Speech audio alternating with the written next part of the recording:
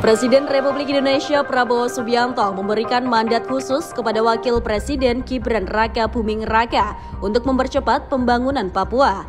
Hal ini disampaikan oleh Menko Hukum, HAM, Imigrasi, dan Pemasyarakatan, Yusril Iza Mahendra, pada Rabu 9 Juli 2025 usai peluncuran laporan Komnas HAM di Jakarta. Yusril menjelaskan bahwa pemerintah telah mendiskusikan rencana penugasan tersebut dalam beberapa hari terakhir. Concern pemerintah dalam menangani Papua ini sedang mendiskusikan untuk memberikan satu penugasan khusus dari Presiden kepada Wakil Presiden untuk percepatan pembangunan Papua, ujarnya. Ia menambahkan bahwa ini adalah penugasan berskala nasional pertama kali diberikan Presiden kepada Wapres, setelah Wapres terdahulu fokus pada program ekonomi syariah. Menurut Yusril, penugasan Gibran tidak sebatas kepada pembangunan fisik. Ia juga diberi tanggung jawab untuk memantau isu-isu HAM dan keamanan.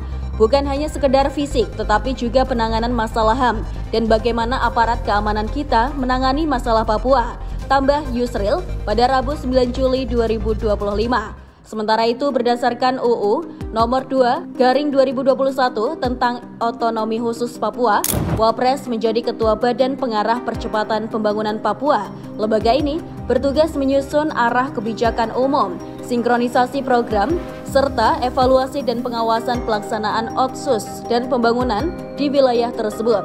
Mendagri Tito Karnavian ditemui di Kompleks Parlemen pada Selasa 8 Juli 2025 menegaskan bahwa Gibran akan memimpin koordinasi kebijakan strategis, bukan bertugas harian di lapangan.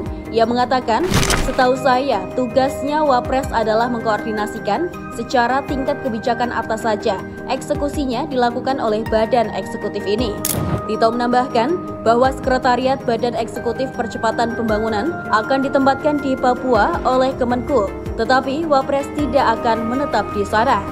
Pada Selasa 8 Juli 2025, anggota fraksi Partai Koalisi menyoroti langkah ini sebagai wujud komitmen pemerintah terhadap Papua setelah era infrastruktur.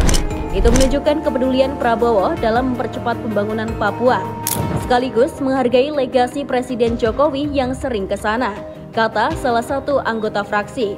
Dia juga menambahkan harapannya agar Gibran berinteraksi langsung dengan masyarakat Papua, tidak sekedar kunjungan simbolis. Pernyataannya mendesak, Gibran harus turun lapangan, harus didampingi saya. Sebelumnya 24 September 2024, Kemenku memaparkan 3 strategi utama untuk percepatan pembangunan di era Prabowo Gibran, antara lain pembangunan berbasis potensi daerah, konvergensi antar daerah, serta transfer fiskal asimetris untuk memperkuat kualitas belanja daerah.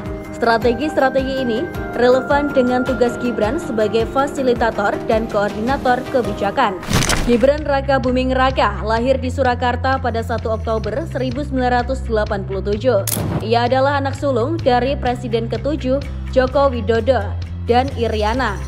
Gibran mengenyam pendidikan di luar negeri, mulai dari Orchard Park Secondary School di Singapura, kemudian melanjutkan ke MDIS Singapura, dan menyelesaikan gelar sarjana dari University of Technology Sydney atau UTS pada 2010. Karir bisnisnya dimulai sejak 2010 dengan mendirikan usaha catering Chili Pari. Ia kemudian mengembangkan bisnis kuliner seperti Markobar atau martabak, Mangkokku atau restoran, hingga startup minuman Gola dan aplikasi digital Kerjaholic. Pada 2021, Gibran terjun ke dunia politik dan terpilih sebagai wali kota Surakarta. Ia menjabat hingga pertengahan 2024 sebelum mengundurkan diri untuk mengikuti Pilpres. Pada 20 Oktober 2024, Gibran resmi dilantik sebagai Wakil Presiden Republik Indonesia, sekaligus menjadi Wapres termuda sepanjang sejarah Indonesia dalam usia 37 tahun. Sejumlah anggota legislatif menilai langkah ini sebagai upaya melanjutkan kebijakan pro-Papua yang dimulai sejak era Presiden Jokowi. Ini mencerminkan keberlanjutan perhatian pusat terhadap wilayah paling timur Indonesia, ujar salah satu anggota DPR. Namun, ada juga desakan agar Gibran benar-benar turun ke lapangan. Jangan hanya datang sebentar lalu pulang. Kalau perlu, tinggal beberapa waktu di Papua, ucap seorang anggota fraksi yang mengkritik pendekatan simbolik belaka. Sementara itu, sejumlah pengamat melihat penugasan ini sebagai tes kepemimpinan Gibran di level nasional. Jika berhasil, ia bisa memperkuat posisinya sebagai pemimpin muda yang bukan hanya anak presiden, tetapi aktor politik yang mandiri dengan prestasi nyata.